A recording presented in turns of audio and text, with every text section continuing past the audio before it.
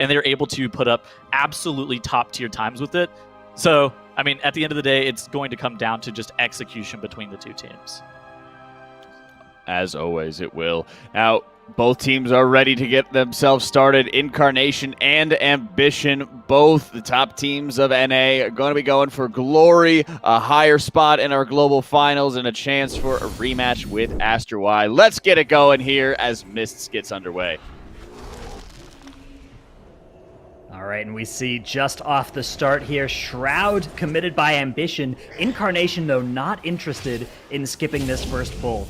They instead elect to do this first pull so that Yoda can press those Venthyr cooldowns and then still have them for the boss by doing one extra pull before getting that boss. Ambition, a much more standard plan here of pulling trash into Incinerator. Very scary pull, though, with these Bow Breakers and 3 of those Drust mobs. Yeah, I mean, again, this is going to be the theme of this entire dungeon, is how efficient can the teams be at using that Ravenous Frenzy plus Incarnation cooldown from the Druids. The team that gets more value out of those cooldowns is going to have a better time of just progressing through the dungeon quickly, because there's no comparison here to be made between, you know, Venthyr Moonkin versus like Windwalker, right? Like, which has been the case for pretty much every other scenario where we see the Venthyr Moonkin being played.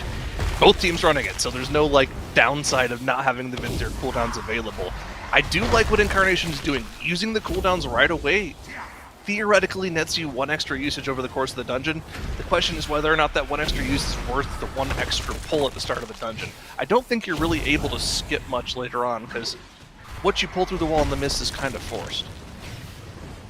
Yeah, that's going to be an interesting thing to see as well, and whether or not they can find trash pulls, say, in the maze, where the Moonkin cooldowns actually can get full value. It's so hard to do that in a, in a Keystone, right? Where you'll actually have a trash pull that lives long enough to take the end of your Venthyr ramp, which, if you're missing out on those, it's really, really bad.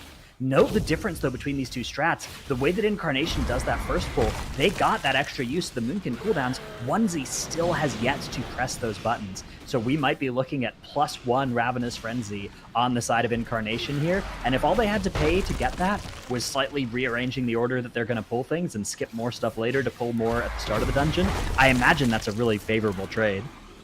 Yeah, I agree. I think Incarnation has this routing is definitely better than just the diamond hands holding onto your cooldowns for the first 2.5 minutes of the dungeon, right? I mean, it seems like it's got to be way more efficient. Obviously, using cooldowns right away is always going to be more efficient if you can make it line up later into the dungeon. And honestly, it looks like it's going to, right? They're just going to want to use those cooldowns maybe like 20 seconds into the boss fight, so it should end up lining up that way here. They might have to wait just a little bit in order to get it to line up fine, but I think the biggest make or break points of this dungeon in terms of progression for both of the teams relying on the Venthyr Moonkin are going to be basically the first 2 bosses, right? If you can get a good push on this first boss and not have to just kind of bleed out the last 20% of the boss like we've seen what happens with non-Venthyr Moonkin comps, it's going to be a big time save. And of course, if either of the team is able to skip that third guessing game phase on the second boss, that'll also just essentially seal the dungeon for them. So there are 2 big points where that Venthyr Moonkin has to play perfectly, and Ambition already starting off their first here. Onesie going into that Ravenous Frenzy. Let's see just how low they can get Ingram Malik here before the Droman stops the channel. 14% when they lose the damage amp. Not bad, but not fantastic. Let's see if Incarnation on the left-hand side can maybe do better. If you can get every extra percentage point there, is going to save you multiple seconds. So let's see how low. Oh, it's so much better. Yeah, into the single digits. Very nice push here by Incarnation. So Ambition are going to finish off this boss a little bit earlier, but Incarnation have gained 5 extra % in exchange for what looks like, 10 seconds. Would you pay 10 seconds for 5%? That's really the exchange that's been made here. It's tough to say. Did Onesie miss?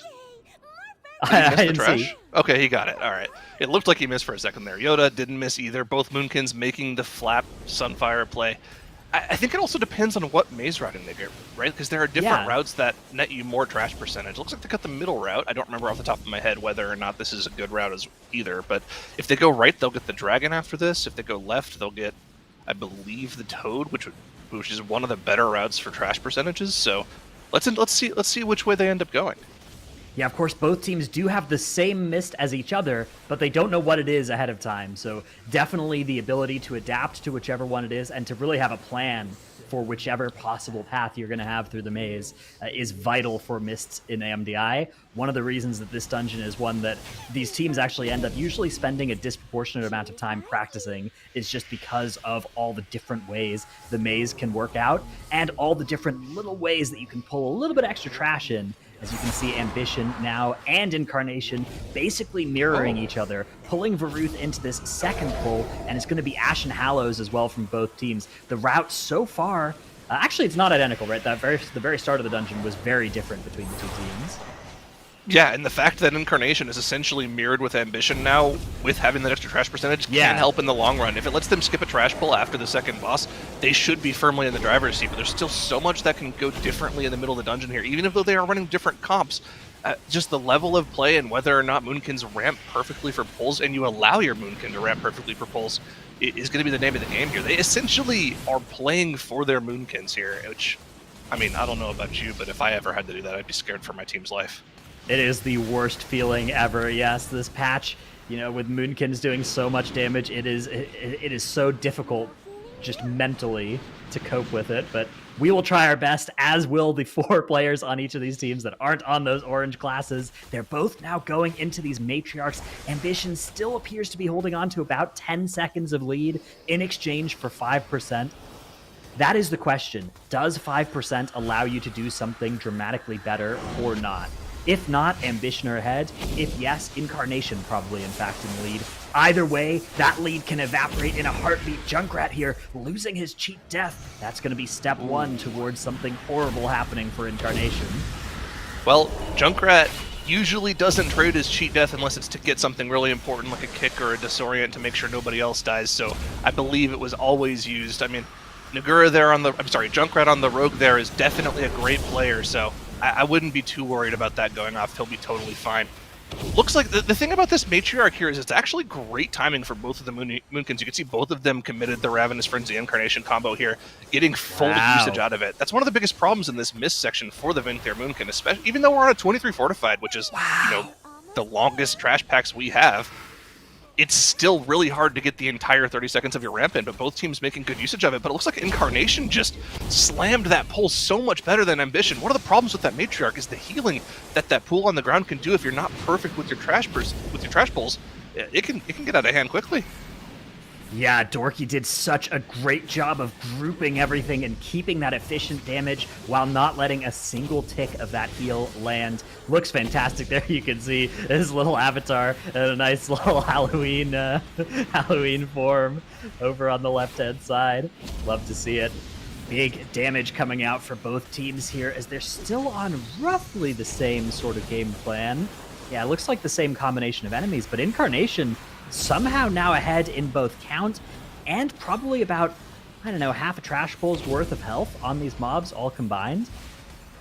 Yeah, but still you have to remember, Incarnation, they went for the extra trash pull, and the fact that they're ahead of where Ambition is right now with that extra trash percentage just shows how much better they're playing the dungeon here. All of this is incredibly important when you factor in the fact that both of these teams are going to be going for that guessing game skip when we get to the second boss in a couple of rooms here.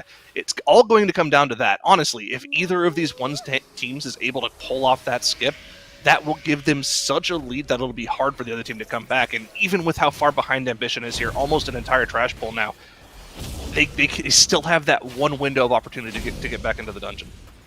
Yeah, that is going to be a vital make-or-break boss fight on this in this dungeon. You know, the rest of the dungeon, we do see teams mess it up, right? The last trash pull, the last boss, it does happen from time to time, but a huge variable is going to be the number of guessing games that the teams have to deal with. We are approaching that final boss now. It's in the very near future. We will be seeing exactly what the teams have in store for it there. It's one of those things where if you make the decision to commit to saving cooldowns and using them to try and skip guessing games, and then you fail to do so, that is a devastating loss of time and efficiency. Here it is. We're on to Mistcaller here. Now, of course, they do have the Ravenous Frenzy Incarn available, but they're going to be saving it for that second guessing game phase whenever they get to the 40% intermission phase.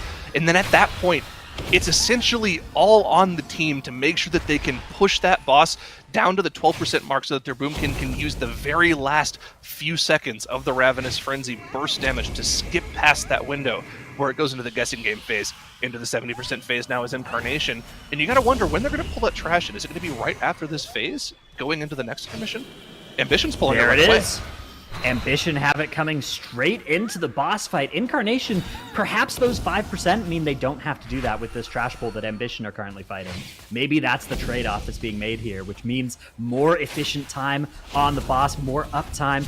Let's see what's going on there. Okay, guessing game comes out for Ambition as well, so both teams have had that first guessing game. Neither team has skipped it. The way you skip it is by doing a huge amount of damage to the boss while it's casting dodgeball as it crosses over those health thresholds. It's very tough to coordinate and very costly if you try to and fail. Oh, there goes Incarnation. Let's see if they get it this time. Nope. It's just so hard on a plus 23 key to do that much damage to the boss. You need to do like 5% or something. It's a huge amount of DPS required. All right, well, the cooldowns are popped for once. Yoda hasn't popped his quite yet. Yeah. This seems like it's early. Is Ambition just going to go for this? No, I mean, they already pushed it, right? They're getting Ambition's the just guessing doing game, more dam. Yeah, They are doing more dam, but it looked like they committed their Ravenous Frenzy CA combo there to try to push that second guessing game phase, and they didn't get it, so it's not going to be on the table then. Here comes Yoda, yeah. Though. This is it. Can Incarnation get it? They got the freeze tag. Are they going to get the guessing game? They did get the guessing game. Can they kill it before the cast finishes? Yes, they can. They Oh do my kill goodness, the they can. boss.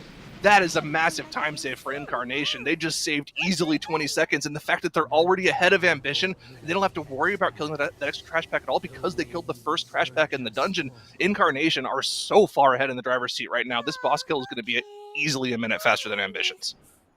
One more Ravenous Frenzy is left in this dungeon. Who wins or loses will depend on how well that goes. If Yoda can make that Ravenous Frenzy on the last boss work well, that's going to be all that Incarnation needs to take it. They are moving now towards this trash pull. Junkrat deploying a sap on one of those flying bee mobs to just keep it in place where they're grouping right everything up.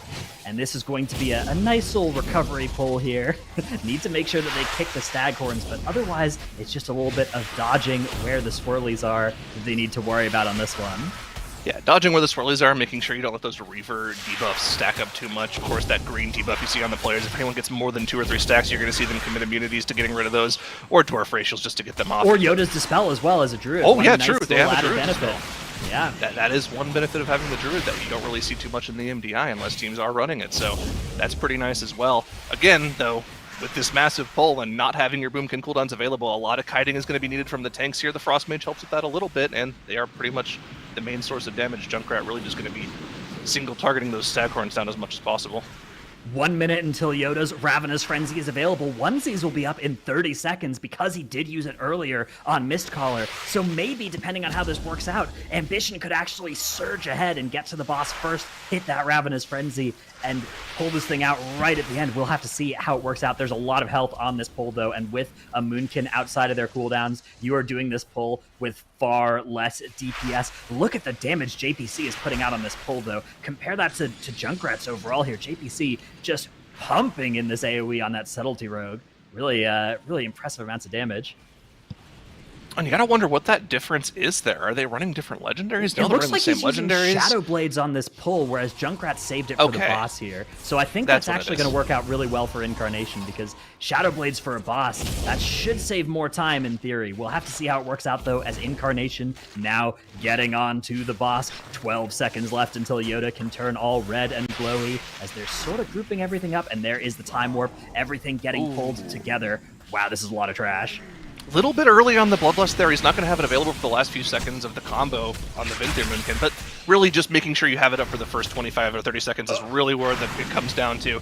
Junkrat does lose his cheat death there, taking a little bit of damage from those green swirlies that are pumped out by the trash, but as long as he doesn't take that damage, again, they're going to be totally fine.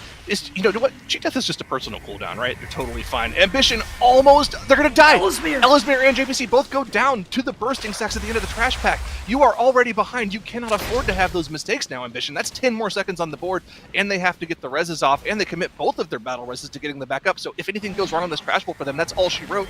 But it looks like it's already all she wrote, as the Vinthier ramp for Incarnation is Intradova is already below 40%, and they only need one final mob to finish off their crash count. Yoda has ascended here, 40,000 DPS. A worrying amount of that is single target damage as well. We have just incredible DPS across the board. In 5th place, it's Junkrat at 15k on this pull, just to highlight how much damage everybody in this group, including the tank and the healer, are putting out, even with these tormented debuffs enhancing the difficulty of this fight. At 99% count, all Incarnation need is to kill the boss and go kill one larva. Meanwhile, Ambition, they are in their cooldowns too. 1Z is ramping and vamping over there on 1Z Vamp. A lot of damage coming out, but is it going to be enough? I just don't think they can catch up here with how far ahead Incarnation are. They need every one of the players on Incarnations to use that one toy from Legion that just kills their character instantly. Otherwise, yeah, this the is going to sacrificial be knife. The sacrificial knife. But that is not going to happen, as Incarnation does run over, take that larva out, finish off their trash count, and just take game 1 of this series in dominating fashion. Oh my goodness. Bear Squad has a time equal to Echo right there for that Mists run. That is absolutely insane. Huge win there by Incarnation, just to prove out the gates that they are absolutely ready to roll, Tettles.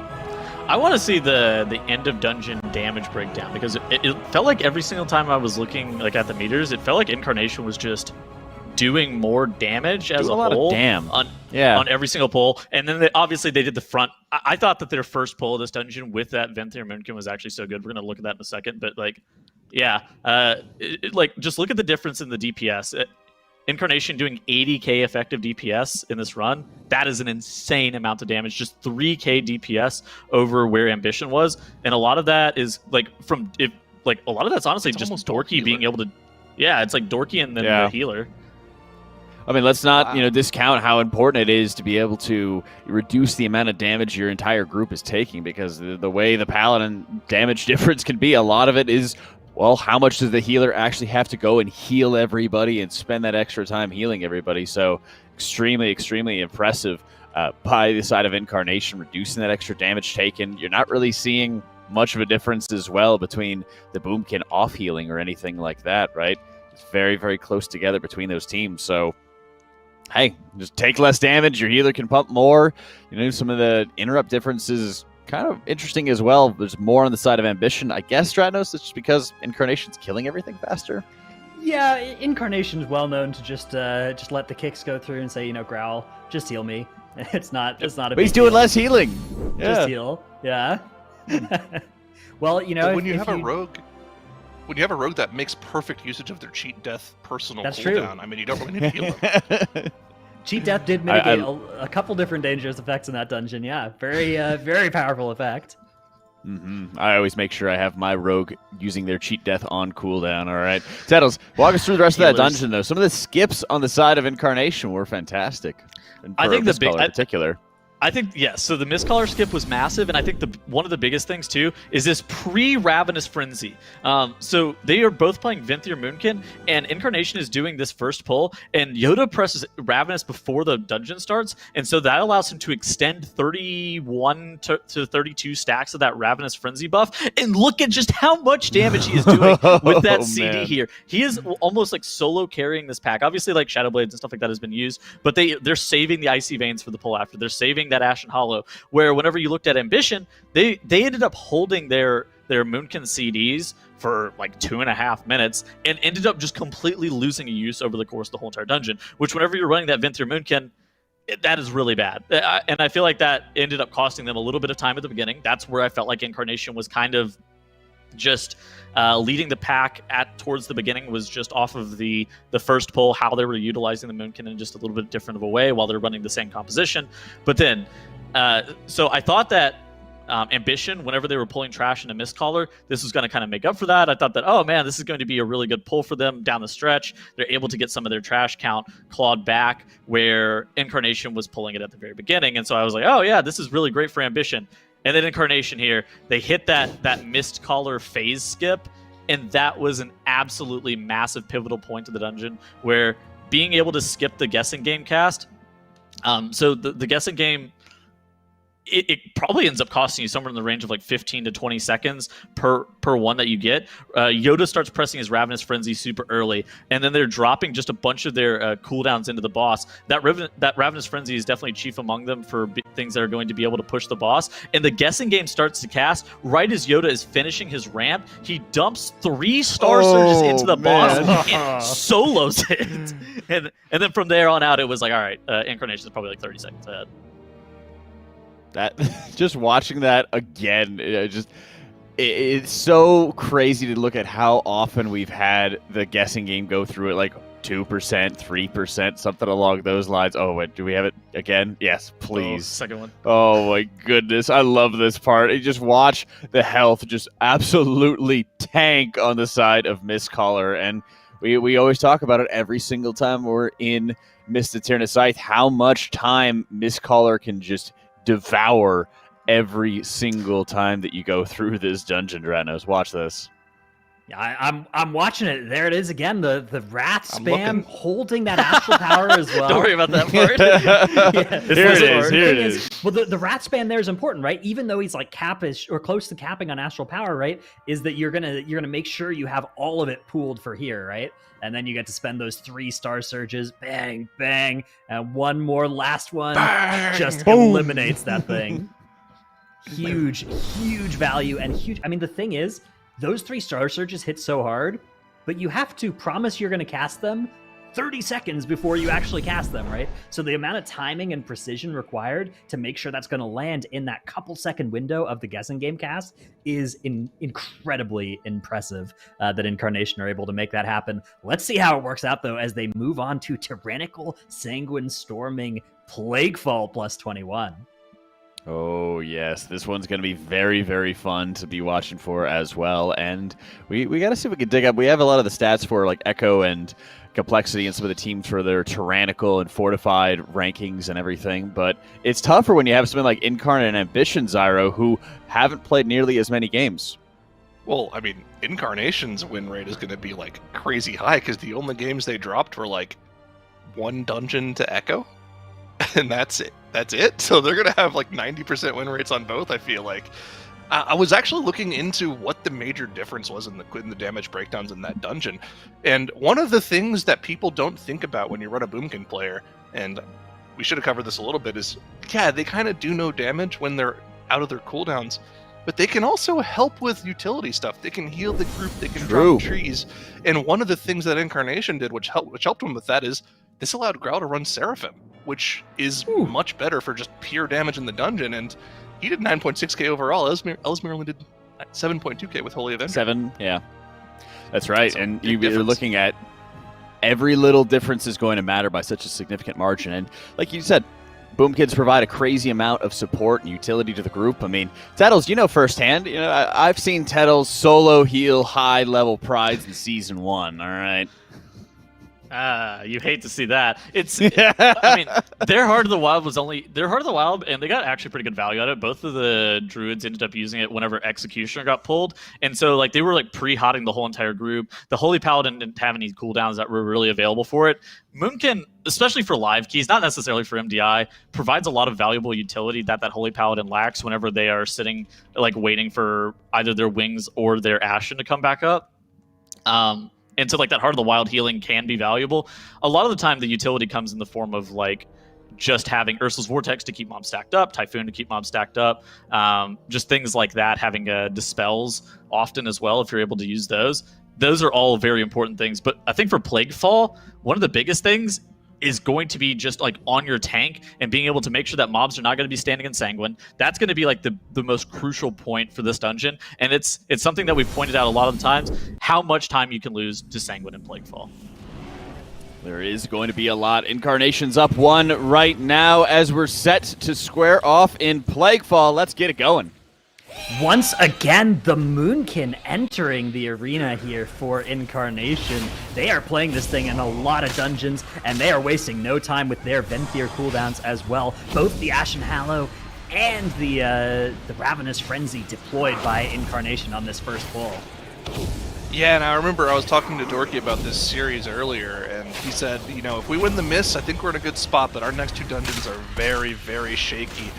Wow. Duncan There's can be more. a great pick, but There's more. Cryptix is playing not Frost, Wait. not Fire. he's Arcane? The Magus What? Arcanus has been the next pick for Incarnation. Another meta-breaking decision by them. Wow. Let's see what this thing can do. Zyro, you're a little bit of a mage expert yourself. What would be the strengths of the Arcane spec? So the only reason that I can think of playing Arcane in this dungeon whatsoever is to try to cheese Fungalmancer stacks that try to permanently spell steal those damage buff stacks that the Fungalmancer I keeps think they might casting be that doing Wonder that. Grow.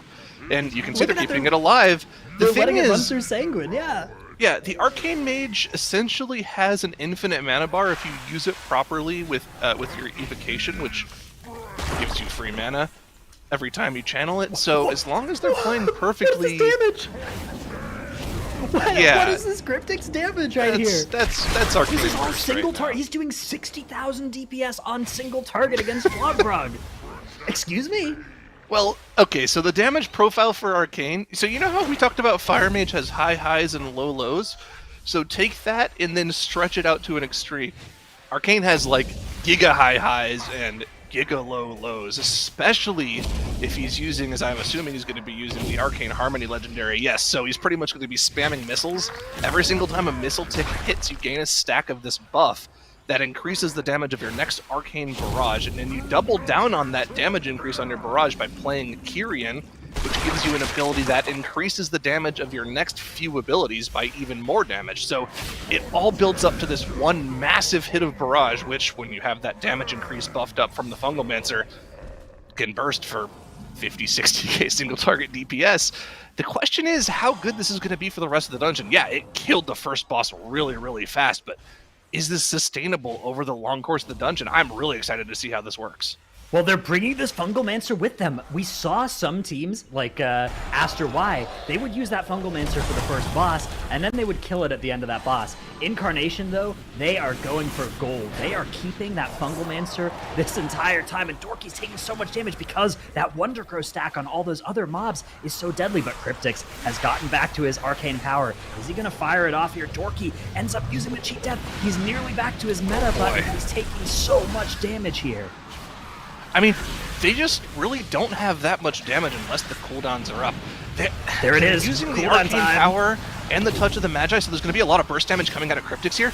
But also, Yoda used the CA Ravenous Frenzy here, and there's just no way he's going to get full value out of it.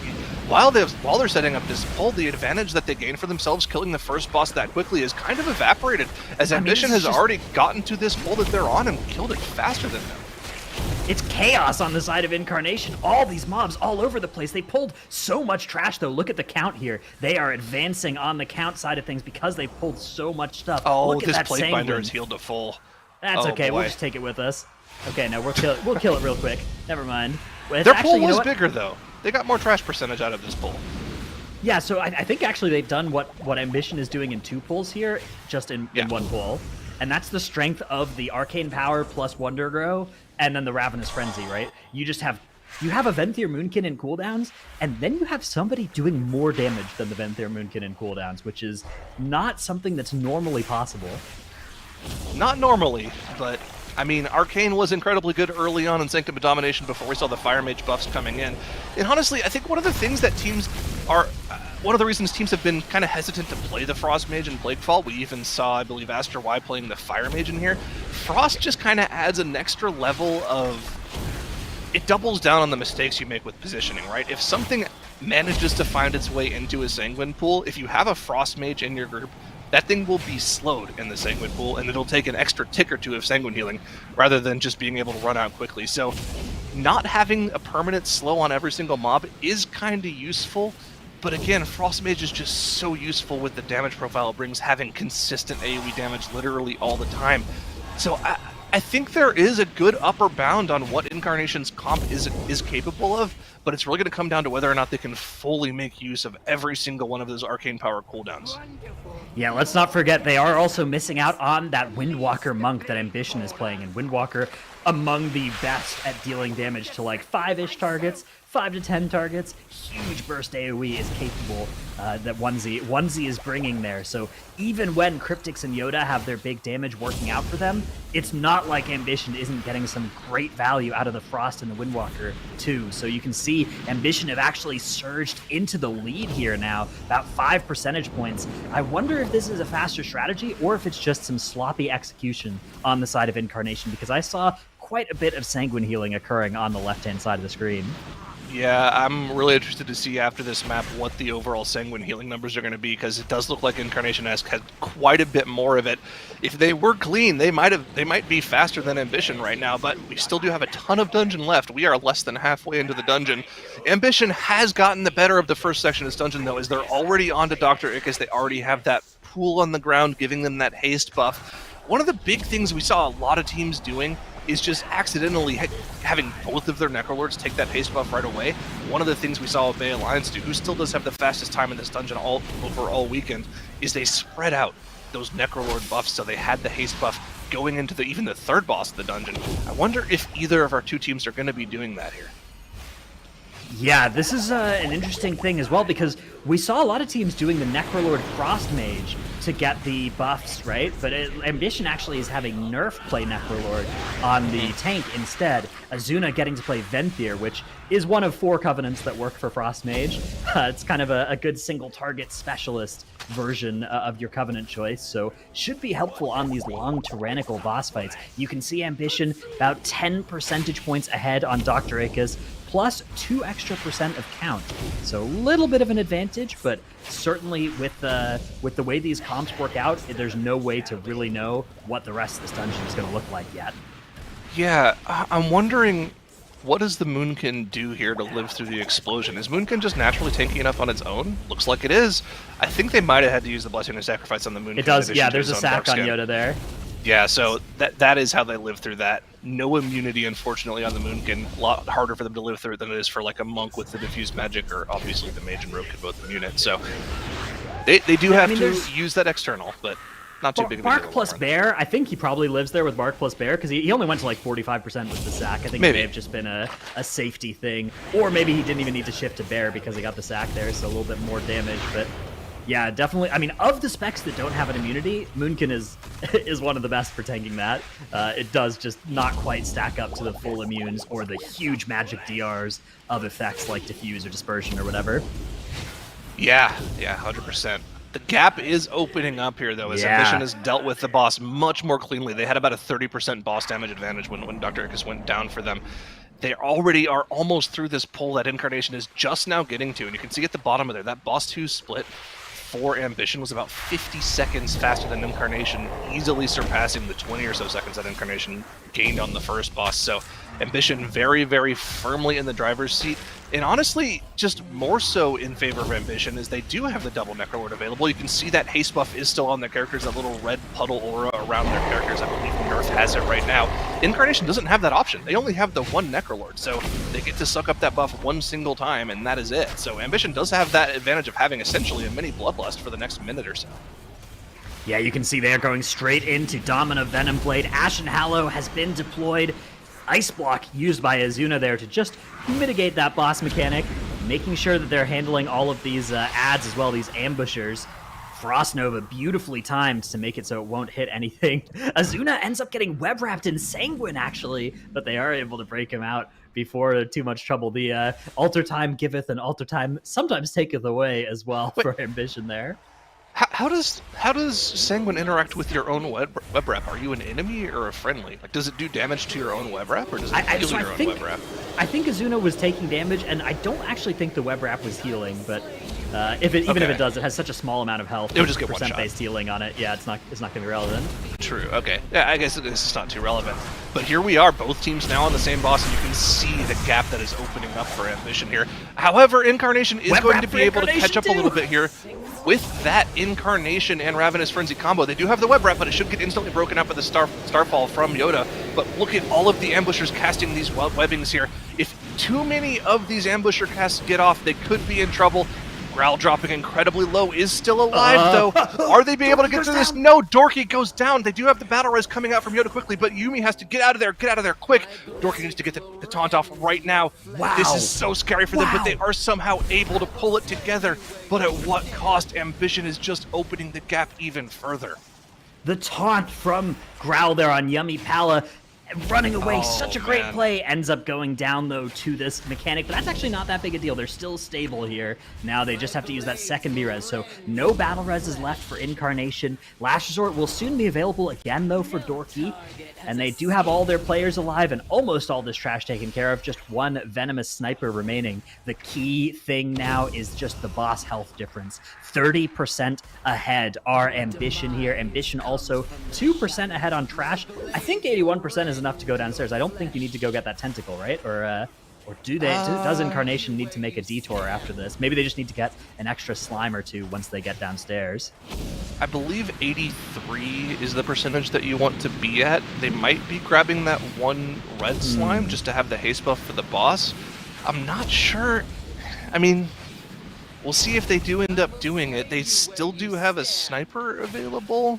Is that all of the count that they need, though? I'm not quite sure off the top of my head. I think that gives 1.3. So depending on where they are with their count, that should be enough. And outside of their cooldowns, damage has slowed to a crawl here for Incarnation. Very difficult to keep efficiently damaging this really tough boss fight with these casters that, particularly outside of their cooldowns, are so immobile too. Ambition, on the other hand, already into this last boss room. They are bringing that red slime with them. They'll be killing that in a bit for the extra haste buff when they Necrolord Fleshcraft near it and accumulate its buff back. Incarnation heading downstairs, also grabbing some slimes. But this is going to be all about Ambition. I'm not sure. I mean, maybe Incarnation's burst damage means they can push the two phases, right? You have Ravenous Frenzy for one phase, you have Arcane Power for another phase, you have Ashen Hallow for a phase, and you have Bloodlust to put in one of those spots too, right? So maybe Incarnation can just zerg this boss down super duper quickly and catch up that way. But I don't know. It seems like it'll be difficult to overcome what must be almost a minute's worth of advantage at this point. I mean, the question is, what do you do with your cooldowns as Yoda, right? Do you use them right now and hope that you can get another usage of them in the final phase? Oh no, this is the worst case scenario for Ambition. Oh no, this is really, really, really bad. It's just all in a puddle of Sanguine. They're finally able to kill there. At least Icar wasn't in one of those, right? If Icar Bileflesh finds his way in one of those Sanguine pools, he's healing to full. You can't move him unless, for some reason, he decides to move, which happens like maybe 5% of the time. Looks like Yoda isn't committing the CA Ravenous Frenzy here, so he's pretty much committed to using that just during one of the boss phases to essentially insta-push it, right? He can pop it in the intermission, hit some ads. Yes, he'll have the Tormented Mob debuffs on him, but you really want to make sure you get the highest ramp possible for the phase just to instantly phase the boss. Even though the boss is 21 Tyrannical, the last 15 seconds or so of Moonkin cooldowns can essentially instantly phase the boss. But Incarnation is just so far behind right now, I don't think it's going to matter. Ambition already into the first intermission phase on Margrave's Tsunami here. Yeah, no matter how fast Incarnation's boss fight is, I don't think it can be fast enough to make up for this time. Dorky's going to try a Sigil of Chains here, but it actually ends up causing a little bit more Sanguine healing even for Incarnation. So all eyes switch over to Ambition as they pop their Ashen Hallow, their Time Warp. They just have to avoid any deaths on this boss fight, any wipe really, and they should be in the clear here. Minute and a half maybe in their favor, minute at least. Big advantage just from the clean run here. 0 deaths on the board so far. They get to that next Infectious Rain cast, but they're able to stop it before it stacks up too high, causing too much damage. And now we just have the last intermission and the last boss phase, separating Ambition from a tied series.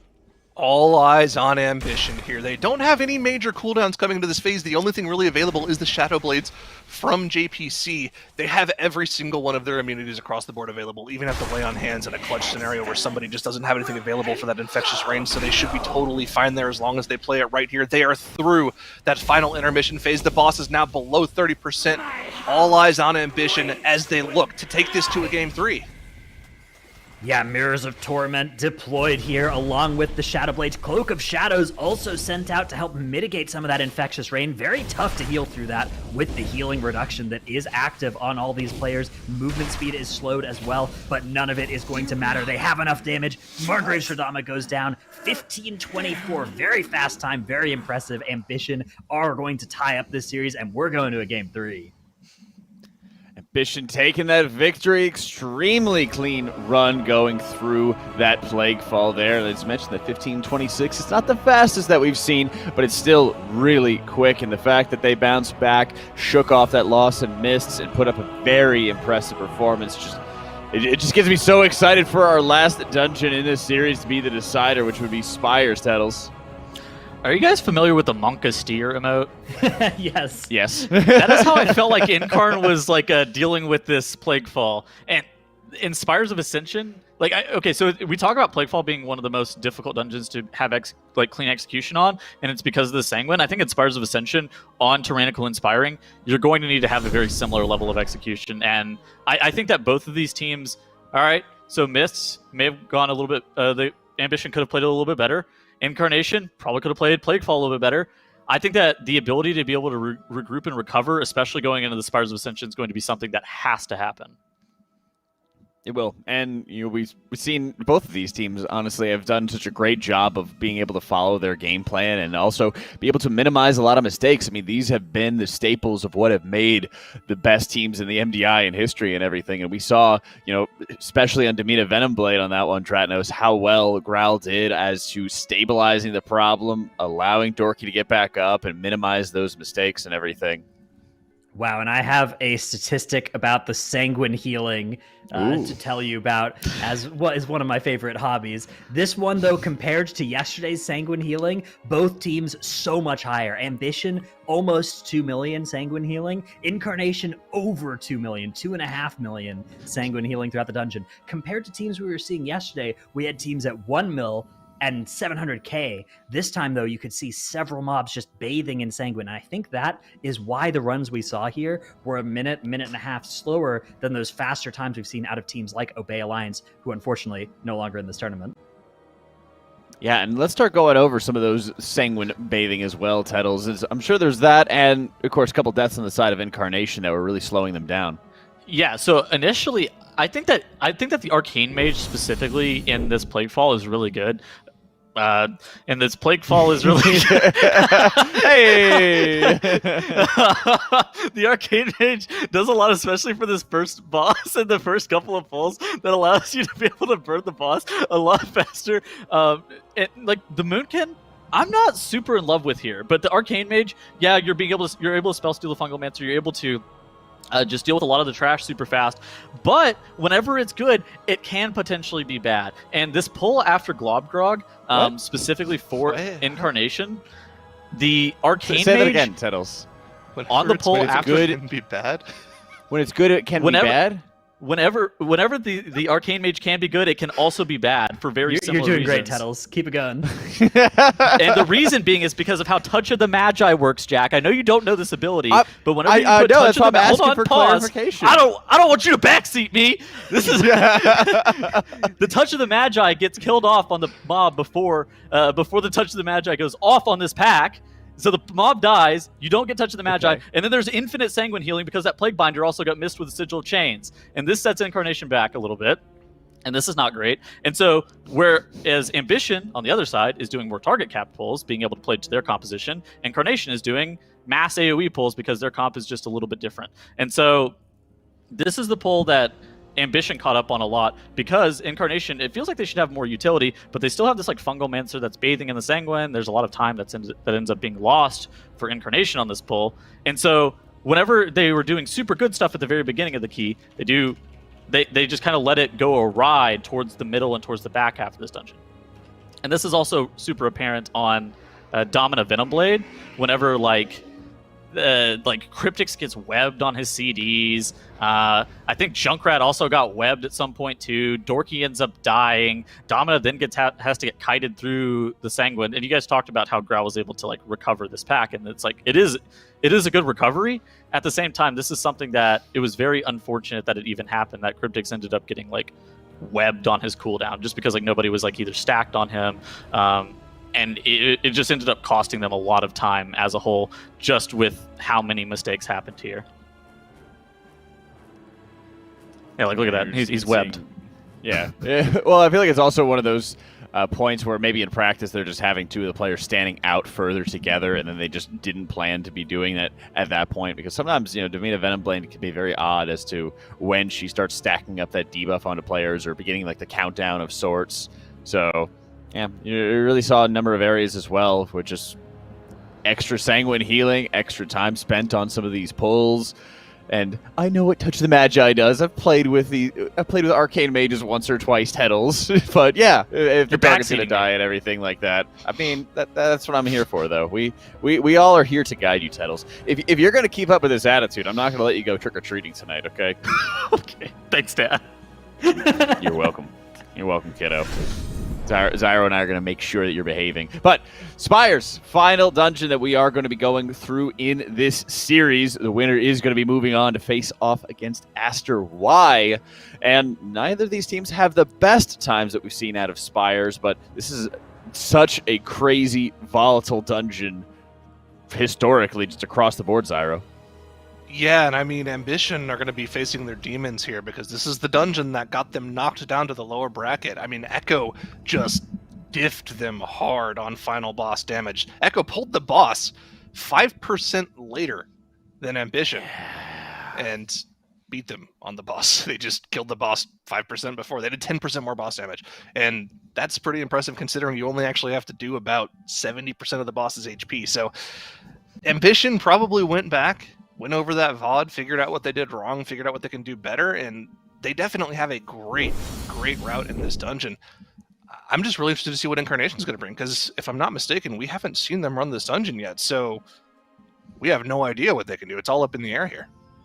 Sure. It's one area where you said where Incarnation kind of has to prove it to themselves that they can take this map, but Ambition also has to, face their demons as well, because they were close to being able to take the game from Echo and just fell a little bit short. And if they want to be able to beat Aster Y before they can get to the grand finals, both teams are going to be needing to continuously be improving and building off of the back of that momentum. So this is really like the grueling period as well, Dratnos, that these teams got to be able to step it up and go the distance in every single dungeon to be able to move on.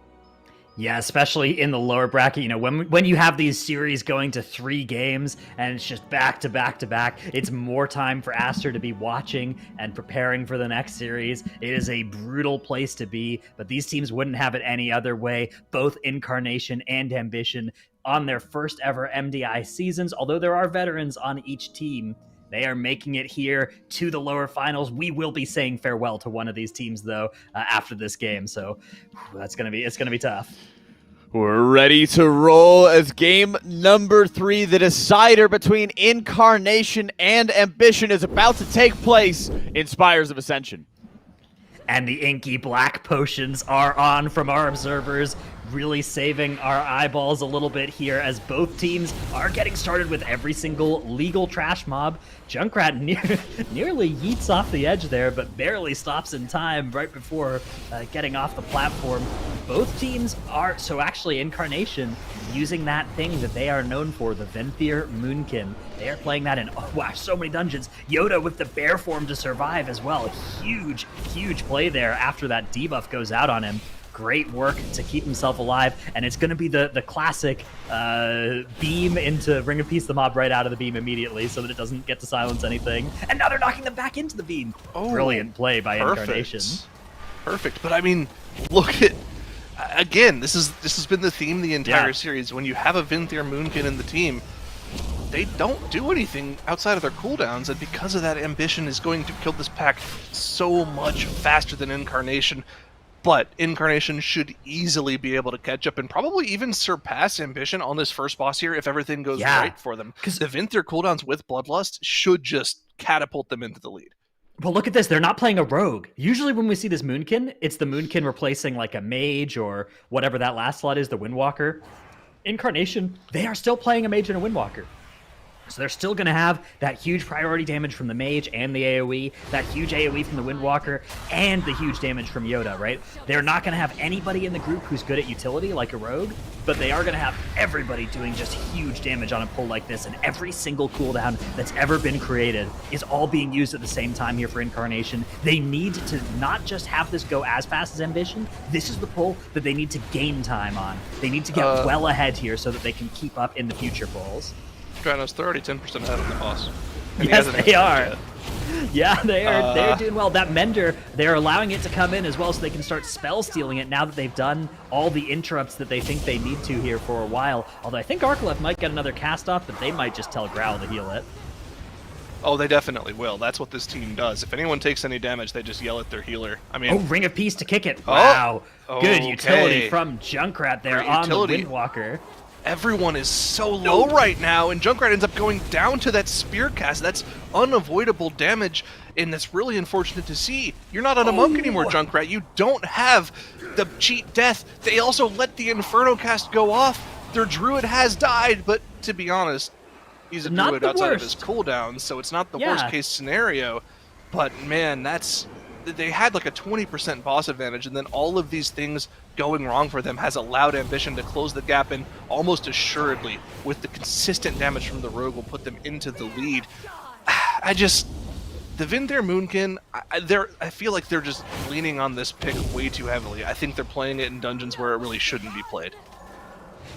Yeah, it's tough because it adds... Oh, and now Yummy Pala going down as well. And the question is, can Incarnation even finish out this boss fight? They should be able to. There's not any damage except for those spears, but Junkrat's Fleshcraft. Cryptix, though, ends up getting hit by some of the barrage now, and that's going to be his Pod Tender used. And now the question is, do we reset the boss? And the answer still is looking like no. Incarnation's still going to be attempting to limp over the finish line here, but Ambition are so hugely in the lead here.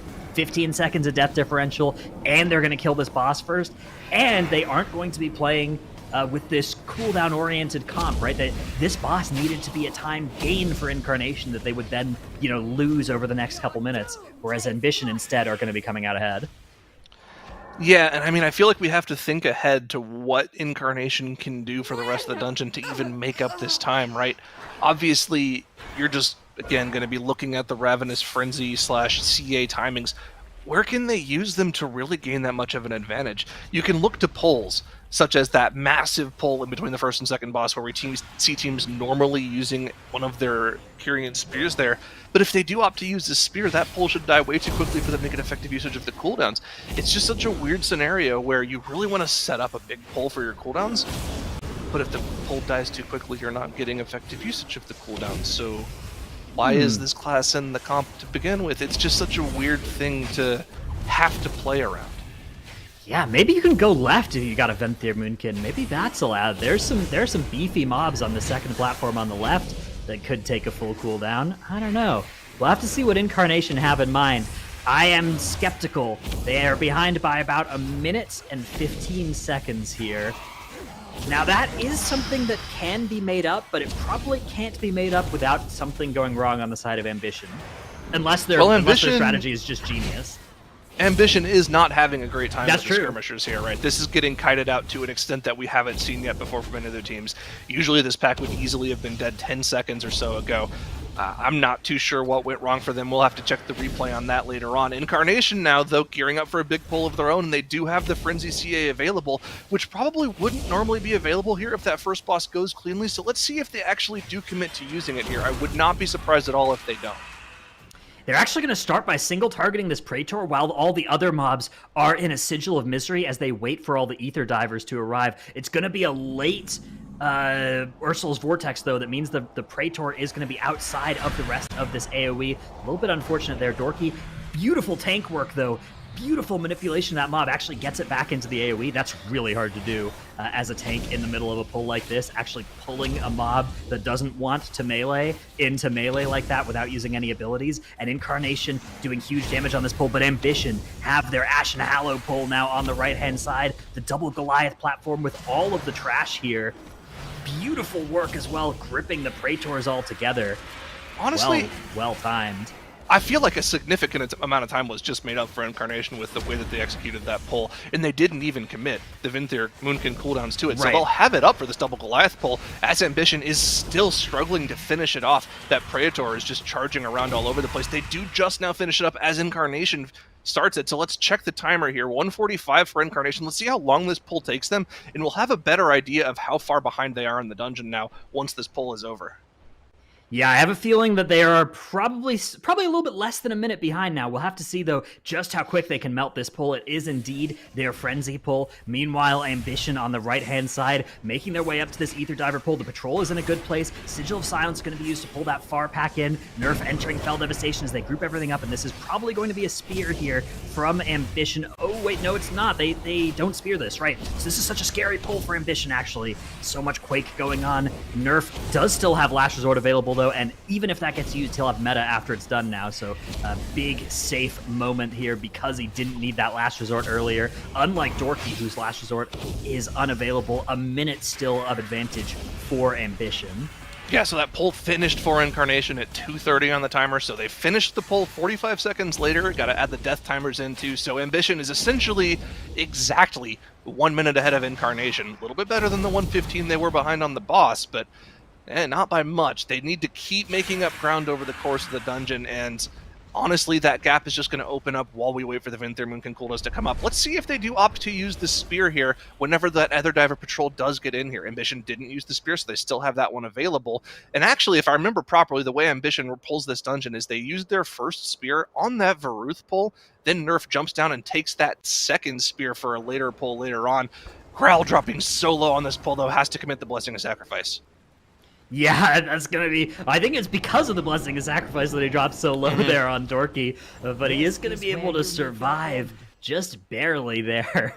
Really a really scary moment. Incarnation, though, finishing up this pull. Ambition have already gotten started on Ventanax, however. Azuna will be the target of every single bleed in this composition. He does have one Ice Block, I think. I think his Cold Snap is available, so we may see him use that against one of them, although... Actually, if he had Cold Snap, he probably would have already pressed it, so maybe he doesn't have any of his blocks. That's definitely a little scary. Dwarf Race will not have cooldown for another 20 seconds or so either, so he's just going to have to eat the entirety of this bleed, making his healer do something that they never really want to do in a dungeon, and that is heal. Man, Elismir is probably really pissed off right now. Yeah, you can see in his face there, he is fuming as he has to cast something that is not a damaging ability on Azuna. Really just one of the harshest boss fights here for healers. Hoping that Azuna will stone form this next one so he can keep DPSing, and indeed Azuna does. You can see Elismir cracking a big grin there, delighted by this turn of events as he now gets to just keep doing damage. I think you might have a different player cam feed than me. Well, Not the sure what emotions deal are is. subtle, but they're there if you look closely. Okay, I'll pay Meanwhile, more attention next time. Meanwhile, Incarnation also getting started on the boss fight too. We're looking at that difference of about 1 minute 15 seconds after the first boss ended. So the question is, have they clawed back any of that time? Both teams are at the same count here, and Incarnation should theoretically be faster on bosses, right? With a Moonkin instead of a Rogue. If that Moonkin has cooldowns on a boss, if they aren't making up time on boss fights when that's true, I don't know what the point is of this. Yeah, exactly. And oh, well, it doesn't matter if your Moonkin just goes down there. Oh, Yoda no! goes down. They had In a his battle res available cooldowns, for too. him.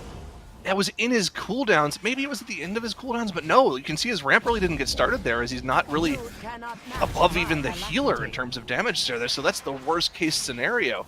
I mean, you have to think of what this Vinthier Moonkin is going to be able to do for them.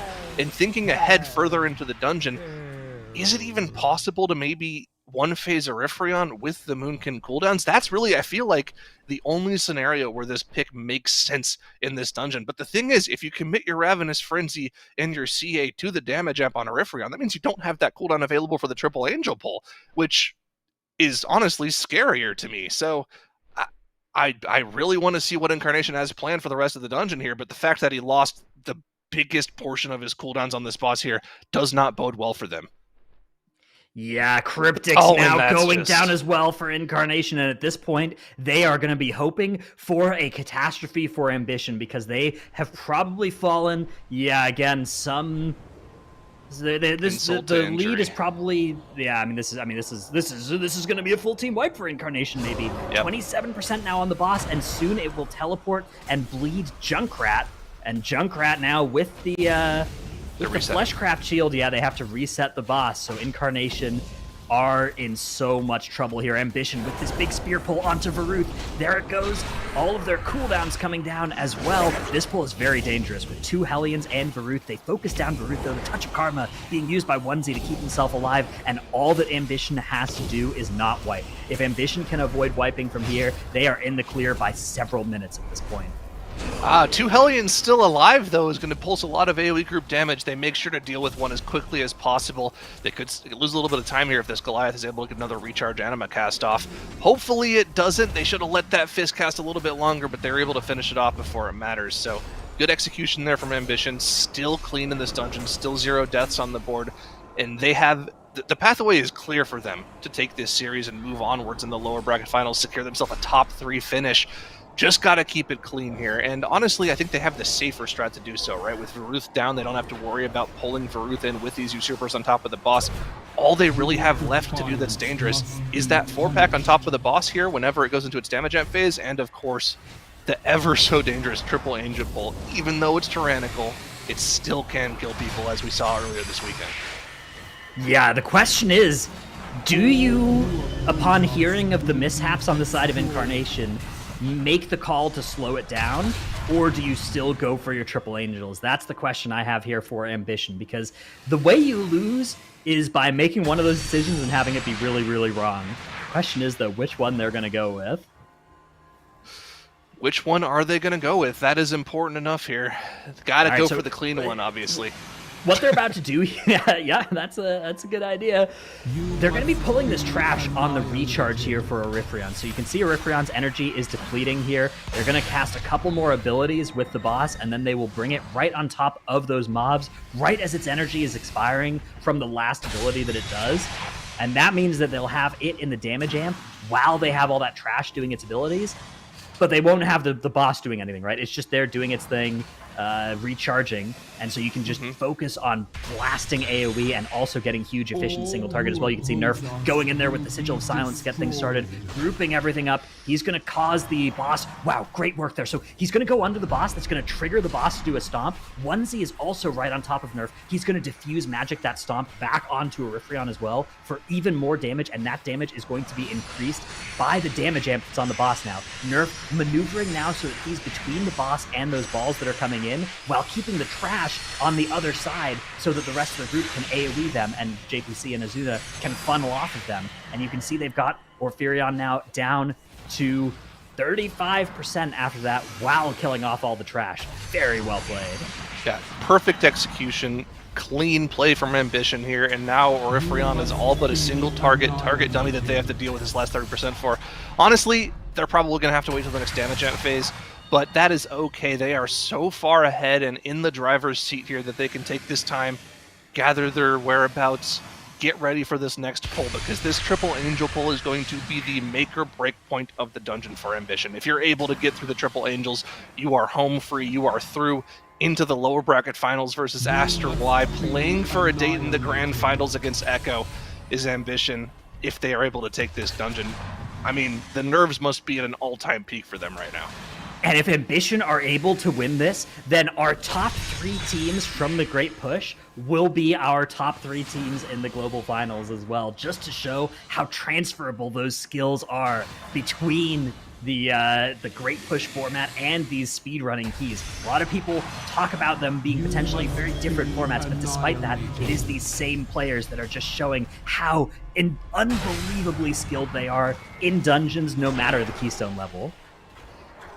You said the top 3 teams will be at top 3. Is it also is that also true for the top 4? I think Incarnation also got 4th, didn't they? No, I think Incarnation may have gotten 5th. Maybe they got 5th. Yeah, okay, well, you know what? Close enough. We'll take those. Still pretty good. Yeah, still a pretty good showing there. Yeah, I mean, it definitely does transfer over. I think anybody saying otherwise is is not being true to themselves whatsoever. Incarnation is dealing with this Executioner of Varuth pull pretty cleanly. They weren't able to kill off Varuth inside the spear, but they were able to deal with the Hellion, so they didn't have to worry about that pulsing damage going on in the group. So they're still through. They're going to be pulling a Refragon pretty quickly here. But the important phase of this dungeon right here is coming up for Ambition, the triple angel pull. They do not have a spear available. It's all going to come down to the raw damage they're able to put out with the Bloodlust here. Everything is available. The Ashen Hollow Wings is going to come out from Ellesmere any moment now. After that Quaking goes out, here we go. Bloodlust is popped. The AoE is going to be coming out on those 3 mobs. And there's that spear as well. They did have spear. that one extra spear that they picked up. Nerf picked it up after using it on that Hellion pull. Then he went back and grabbed the second spear. And so now they're just trying to AoE these all evenly and get them killed quickly, but evenly. That's vitally important. All 3 of these mobs need to die within a couple seconds of each other, or any surviving ones will fully heal. Onesie with the Touch of Death, hugely useful against these mobs as well, because they will, that'll help claw back if one of them is a little bit high in health. They're all getting so low here. Everybody's doing a great job of dodging the spear attacks for now, and they're Perfect. Wow, clinical precision. All 3 of them dying in a fraction of a second. Ambition just have one boss separating them from the lower finals here. Azuna pre-casting a Blizzard where he hopes that Nerf will pull the boss. Just a little bit more efficiency and optimization, and now it's just Devos that's left. Just Devos left, and this is, I really want to see what Ambition has done here. Yesterday, they lost to Echo just by doing things a little bit less clean on this boss. Echo was much better with their positioning. They made usage of every single one of the debuffs, diffusing them off to get more boss damage. This is going to be kind of like a training scenario for them. If they are able to get themselves into a position where they can fight against Echo again in this dungeon, they want to make sure that they're ready for it this time. Don't want to get damage diffed again, as does Ambition. Yeah, this is definitely something where, playing offensive choices as well on your tank and healer is something that I would say Ambition does that among less often than teams like Incarnation in particular, but also Echo. Making just a little bit more sacrifices for damage. That's the kind of thing Incarnation will do all the time, but Ambition not choosing to do that, and that adds a little bit more consistency, right? But it is at the cost of, hey, if you get to the boss at the same time as the other team, there's a good chance they will be able to just do that more damage and kill it before you. However, that's not the world we're living in right now. Incarnation was almost able to one-phase a Rifrion in the bottom left there. They got him down to like 5% after the first damage amp phase, but these hurlers coming in are so dangerous on the team there. They do get a Rifrion down, so they are in a scenario where if Ambition does have something catastrophic happen to them, they are going to be able to pick it up and try to come back into this dungeon. But the way Ambition is playing, that doesn't look like it's going to happen. Now, partway into phase 2 of Devos here, all they have to do is get this boss down to 30% to trigger that final transition phase, get one final spear into the boss, and then deal the killing blow to put themselves into the lower bracket finals. It would need to be a full team wipe at this point for Ambition, but that could happen. We don't see it that often on Devos, but we have seen it on Devos before. It's not a free boss by any stretch, particularly with this slow aura, making it really tough to dodge some of the boss mechanics, especially with Quaking going out as well. You can see there that causing a little bit of danger, not actually going to take any lives or even come particularly close, but you could see how it could happen. It doesn't look like it is happening, though, for Ambition. 40% and falling on the boss. Once it reaches 30%, she will jump back up. They'll throw the spear. That'll bring it down to sub 15%, and they'll just have a couple more points of damage to do. Meanwhile, Incarnation, they are doing the triple angel with the spear, but it is just way too little too late. They need to keep going in case Ambition does wipe, but that will be the only way they can get back here. Ambition so far ahead as a result of all of the mishaps on the side of Incarnation. Into that final intermission phase is Ambition here. Got to play the little mini game soon of grabbing all of the orbs of light, pulling them into the center. Once they do that, they can take the spear up, assume the mantle of the champion, get in there, and throw it at Devos, bringing her down for her final phase. Nerf is the one to take on that duty, and Devos looks like a she miss, is but down. It does actually hit, yeah. Sometimes it's in a slightly like different spot than it looks like for us, yeah. Meanwhile, actually, Incarnation having a death and maybe a wipe to the Triple Angel, so even if... Actually, no, they're going to try and recover it, but still, Ambition, it's all about Ambition at this point. Devos nearly dead, 0 death run, 21-minute Spires of Ascension coming through here for Ambition. Wow, this is so impressive. They've really earned this spot in the lower finals. Abandoned. Well, with that win, there's Ellesmere. You can see how thrilled he is to be able to take that victory, and Ambition is going to move on throughout our lower bracket, and they are going to be meeting up with Aster Y to decide who gets to face off against Echo. So huge congratulations to Ambition for taking that victory and that reverse sweep in our series settles. I mean, they looked really good.